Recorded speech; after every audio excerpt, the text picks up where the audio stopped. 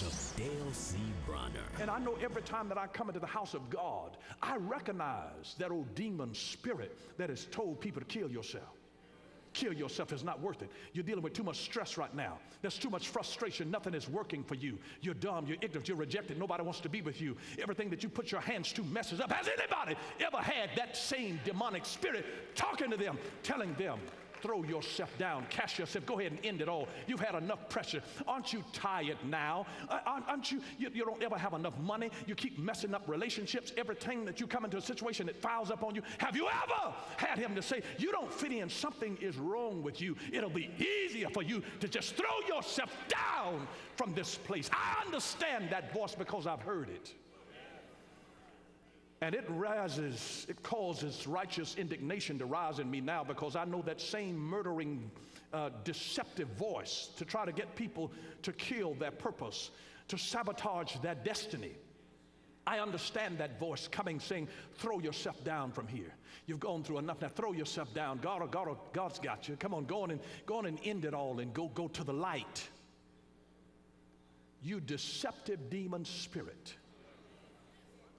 We ought to take authority over that thing, over our sons and our daughters and our grandchildren, trying to make them kill themselves because they are frustrated and confused and mixed up and don't understand something, and they are suicidal and you don't even realize what's going on. And let me just tell you, I understand so much the nature of this spirit, because I never told anybody about that when I was going through that experience. And it wasn't because I had a bad home. I had a wonderful home, loving mother and father, wonderful family. It had nothing to do with that.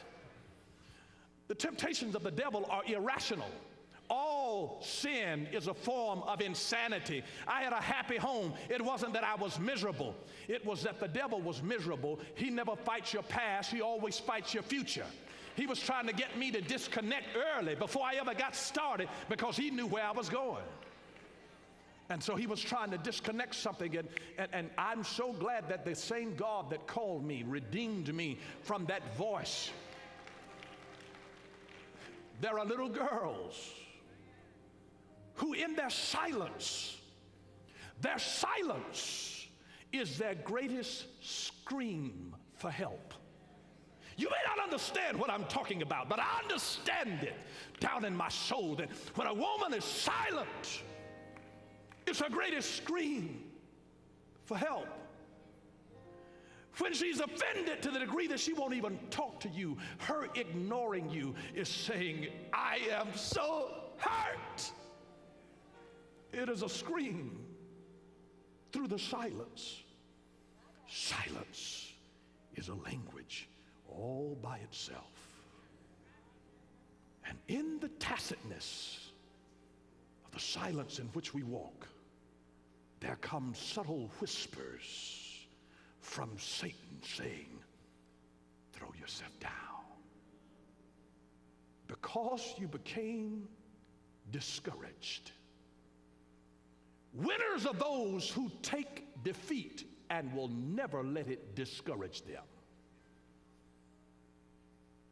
And in the midst of the silence, the voice that you hear is so critical. But God's love ought to scream out to you. Sometimes the greatest thing that he could ever give you when you're going through that particular test in the wilderness experience and wonder, God, are you there? Can you hear me now? That in the silence of the test that I'm in, God, can you hear me now? But can your mind run back to when you were taking tests in school or taking the SAT or the ACT, that the teacher didn't talk during the test? Are you aware that the master does not talk when the test is on? It's got to be in you at that time that you call on something that's on the inside, that God is with you. He's already given you his word. I will never leave you nor forsake you. But I'm with you now, even to the end of the world. This is the presumption test.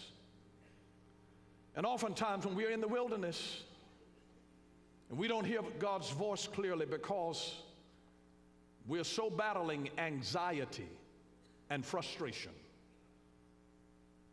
And to compensate how we feel, we begin to do things our own way and then try to make something happen for God. Abraham did that and made a mistake with Sarah, with Hagar, his handmaiden. And so we need to learn the difference between faith and presumption, because you're going to have a presumption test. The devil's going to try to make you do something real foolish in the name of God. Make you think that it's God and it's something stupid. Quit your job and then you don't have any place to go. And it was presumption. And then you get strung out there and then wonder, God, why did you let this happen to me? Psalm chapter 19 and verse 13 includes a prayer that asks God to keep us from presumptuous sins. Presumptuous sin. And presumptions is when we make our own plans and then after our plans are in motion, we ask God to bless them. That's presumption. We make our own plans, and after our plans are in motion, we ask God to bless us. And this comes from a root of pride and independence from God. And there are so many Christians that I know that have made important decisions without receiving proper counsel and without waiting upon the Lord to know His will. And so some folks have moved out of the state. They've left their jobs for other jobs. They've gotten married quickly without advice or marital counseling, done a whole lot of stupid stuff. And then when the church or when God does not bless their decision, they become angry. Angry with God, and then they backslide because of presumptuous sins. Proverbs chapter 19, verse 3, presumptuous sin. God keep us from presumptuous sin. And when we don't have prayer lives and read the Bible daily, we live in presumption because we live outside of His will. In presumption. Keep us, O Lord, from presumptuous sins. Here's temptation number 4, the final one. That if you will worship before me, all will be yours. If you will worship before me, all will be yours. Now here's what this test is all about. This is expecting purpose without process and pain test. This is expecting purpose without process and pain test. Have you ever found people that want the world and they don't want to go through anything to get it? And here the devil is trying to promise them the world. If people make it sound too easy, oh, you just signed up for $29.99 a month and you'll be making $10,000 a month and in just 2 hours of your spare time. Yeah, right. Satan offered Jesus all of the kingdoms of the world in an instant because he knew that Jesus' ultimate goal was that all of the kingdoms and all of the kings of the earth would come to him and bow down and worship. He knew that from Daniel chapter 7, verse 13 and 14. Jesus' temptation was that he would receive in an instant what would have taken more than 3 years and much pain to accomplish. That's the test here of expecting purpose without process and pain. There's certain things that you just don't get without process and pain. You've got to go through something. God never bypasses process or the pain that comes with the process, because what is done in us is more important than what is done through us. I know too many people that are praying the wrong prayer. They're saying, God, do something great through me. Ask God to do something great in me. Do it in me, God, and then do it through me. Do it in me, and then do it through me. Touch yourself. Say, God, do it in me, and then do it through me. Say it again. Do it in me, and then do it through me. Say it once again. Do it in me, and then do it through me. Don't ever want a shortcut because you miss becoming. You don't want to become it or do it before you become it. You want to become it, you must first be and then do and then have. You must become it. You become a winner on the inside. You become a winner on the inside. Everything is reflective. The inside is reflective of the outside. Your inside is like a thermostat, and if you got it set hot, it'll only be a matter of time before it gets hot on the outside. This is a mirror image reflection. Your outer world is a mirror image reflection of your inner world. When I set my internal thermostat on peace, peace is not the absence of trouble. Peace is the presence of God. And I can set this on peace. I don't care if I'm in war. I don't care if there's a storm happening around me. This thing is set on peace. I can't tell you the number of times that I've been on an airplane, and then we'll suddenly hit an empty air pocket, and the plane will drop 30 feet in a moment, and everybody else's stomach is in their mouth, and I'm sitting there. I've come to the point where I feel like I'm on a roller coaster. I enjoy those flights more than the ones that run smoothly. I smile when that happens. I mean, trust me, really.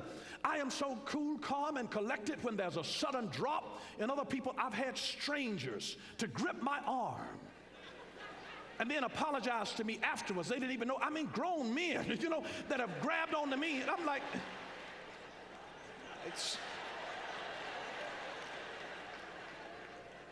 and I am as calm as a cucumber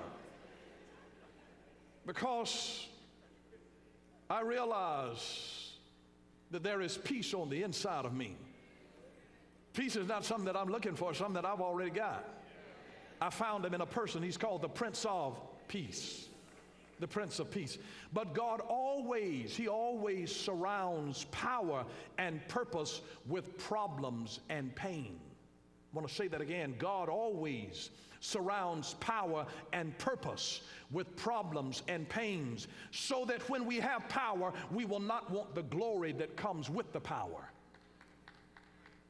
Because there is a pain that goes with glory. There's pain, there's discomfort, there are problems that come along with glory. There is a weightiness, a pressure that comes along with glory. And when something becomes too easy, or if something seems too good to be true, then it probably isn't, or it isn't good for you. And most people want quick fixes and instant answers to our situations. And the problem with that, when you give a person something to solve their problem instantly, they don't become the answer. Take them through the process. Stop giving people the answer when they have a problem. Teach them how to solve it. Teach them how to solve for X. Don't just give them the answer and say, you know what, X equals 36. No. Take them through the problem and show them, listen, you're going to have some other X's in your life, and I don't want you running back to me every time you get an X. So you better sit little boo-boo down and say, boo-boo, you're going to have some X's in life. There are going to be some unknowns in your life. And if you're going to solve this unknown, can I take you to algebra class? I'm an algebra expert. I'm a trigonometry, freak. I love trigonometry. You know why? Because it's not a problem for me. You know why it's not a problem? Because I've got the key. If you got the key to know how to unlock it, if you got the formula that helps you to know what to do, I'm a master at taking word situation and putting them in a mathematical equation and solving for X. I just love it. When I see the words and verbiage, I immediately see an algebraic equation. And I can take those words in a moment of time and lay them out and solve for X. And the first thing that I know is I need to isolate my X. Get X on a side by itself. Isolate your problem. Listen, don't make your husband and your wife the issue. Don't make them the issue. Separate the personality from the problem. I know she got mouth, but let's separate what she said. Oh, wow. Good God Almighty.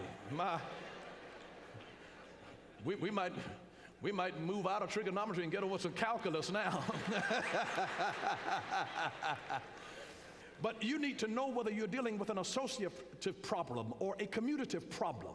You need to understand that if I have the keys and understand the workings of the formula, that what was a problem to me, if I've got the key, I know how to unlock this thing that was a problem. And once I have the tools for now solving for X, then X is no longer a problem. I just simply work it out. Touch your neighbor, say, work it out. When you get the keys, Jesus said, behold, I give you the keys of the kingdom. The keys. He wouldn't give you any keys unless something was going to be locked up in your life. Unless the doors were going to be closed. God says, I am giving you the keys. I'm going to give you some keys. I'm going to give you some keys to the kingdom. And so what he does is that he takes you through a process. And when somebody gives you the answer, that's a cheat sheet. And they don't help you to grow when they cheat, because the next time you have a problem, you got to cheat to solve that one. And I don't want to help you to cheat all the way through life. I cheat you if I give you the money. If I don't teach you how to deal with the problems of your life, my greatest gift to you. You might think I'm mean and stingy and parsimonious. You can think what you want, but you're going to learn how to solve this. Oh, you're going to learn how to solve it. You will learn how to solve this. Listen, mamas and daddies, don't let your children keep just wasting all of your money. They're not going to learn any sense until they struggle on their own. Until they have to pay some bills. They will leave your lights on and let your water drip.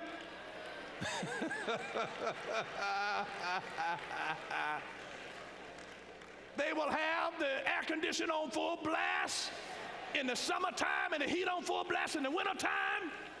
And you'll be walking around in that house, turn that thing down, turn it down, put on a sweater.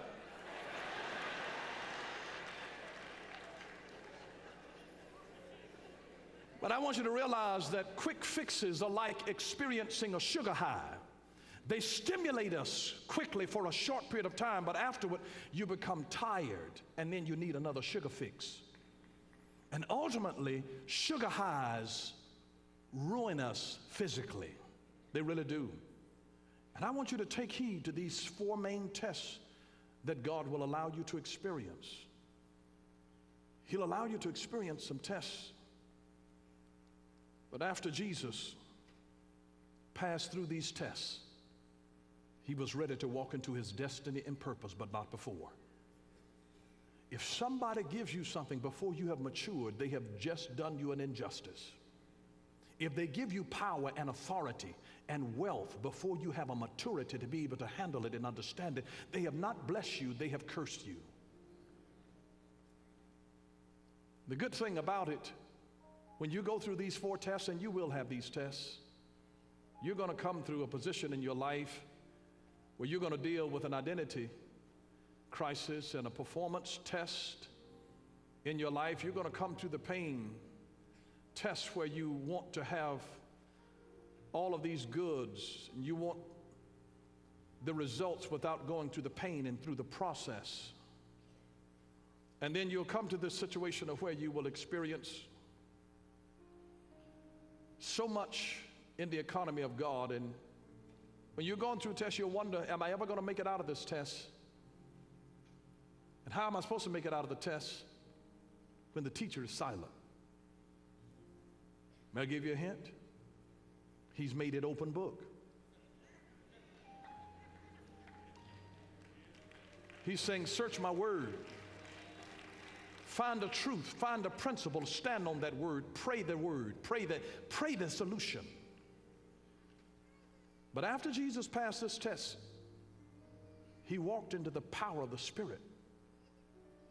And I just want to encourage you to stick close enough to God through these challenging seasons so that you'll be able to pass through the wilderness and then come into your promised land in your life. He wants to bring you into a beautiful land of promise, the place where you enter into your ministry, but he had to get you ready. When you don't go through process, you get the big head. You become arrogant, and you begin to think that because I went to school. Listen, there are other folks that went to school and they don't have anything. There are other folks that went to school and they don't have a job. Don't you think that, how dare you have the unmitigated gall To think that because you got all of your ducks in a row and dotted every I and crossed every T, that things have worked out right in your life. You can plan that and then marry a fool and bring utter chaos into your life. Except it be for the grace of God. If God doesn't do something to temper something down in your spirit, say, God, I'm going through a test right now, and I know there's no talking while I'm in this test. You be still and know that I'm God. I will be exalted among the heathen. I will be exalted in the earth. God is saying, in the midst of everything that you're dealing with, I'm sitting there overseeing it. I see you with your head down. I know you're frustrated. I know you're scratching your head and wondering how am I going to make it through this test? Because when something happens in your life and now you begin to question your own identity, who am I? Who am I? Am I what I did? Am I who I'm running with?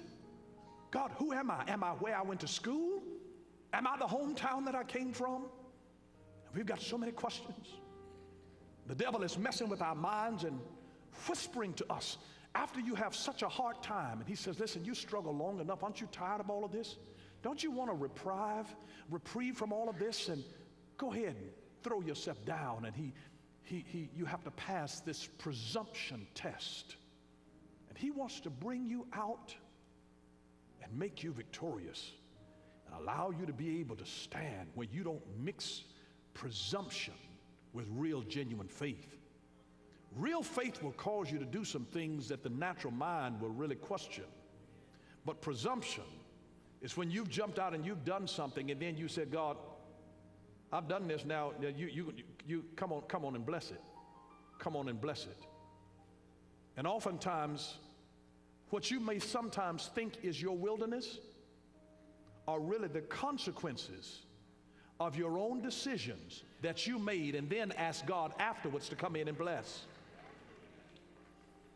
And you think that you're in a wilderness and you're only living in consequence. But before God brings you into the place where he will trust you with authority, before he will trust you with influence, before he will trust you with resources, you got to pass some tests. Because God doesn't want you to get what he blesses you with and for you to become a fool. He doesn't want you to begin to think that it was because I was in the right place at the right time, because I've done everything right. I've dotted all of my I's and I've crossed all of my T's. You're a servant. I'm a servant. And God will bless your life to be a servant. If he's ever going to bring you into a place, God is going to say, you know what? I have faith in my servant Job. Put every test you got on him. I know his character. He's a righteous man. He won't get arrogant. Pull every test you can be. And God says, I won't say a word to him while you test him. And when he came out of that test, he passed with flying colors. Passed. And you know what the end result was? God gave him twice as what he had before. I declare to you, you are in a qualification zone right now. How you handle, how your attitude handles a little will determine whether God will bless you with much. You don't have to have a whole lot to be arrogant. I know folks that live in the ghetto who are arrogant. Stuck up, think that they all that and a bag of chips. I'm telling you, they may not have anything. And they act like they are a queen diva. Got their cheap weave in and their cheap shoes on and walking like they are Miss Thing. You don't have to have really arrived in order to be possessed with arrogance. It's a deception. And I just want you to know today that your life is going to go through some tests. And if you'll learn to possess your vessel in love in honor, in humility, and with godly character. Asking yourself, how did Jesus handle this? And I just want you to rest assured that every time that the devil brought a temptation to Jesus to question him and to test him, he didn't answer it out of modern philosophy and secular humanism. Jesus went back to the truth and the veracity of Scripture and said, "It is written. It is written. It is written." And when he finally shut the devil's mouth, he said, "It is said." And that means that God gave him this time, instead of him relying on the memory of what was written, God whispered a word in his ear and gave him a rhema. And in that moment of time, the devil could only say what was written, because God doesn't talk to the devil anymore. He spoke to Jesus, and Jesus said, "I heard that." And then Jesus articulated and repeated what the Holy Ghost said to him. He said, "It is said." And after he said that, when you get a rhema word from God, you will end that season of temptation.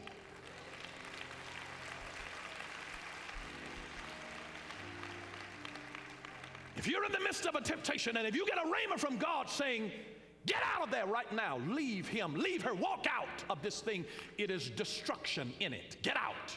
When God puts it in you at that moment, he's just delivered you, and he must depart for a more opportune time. You won't get everything from this written Bible, because you may not have your written Bible with you. You better carry the Holy Ghost with you, because he will talk to you when you're in the worst tests of your life. He will talk to you, and he'll give you the victory strategy that you need to overcome the devil in every situation. Thank you for watching Power for Living with Bishop Dale C. Bronner. Until next time, God bless you.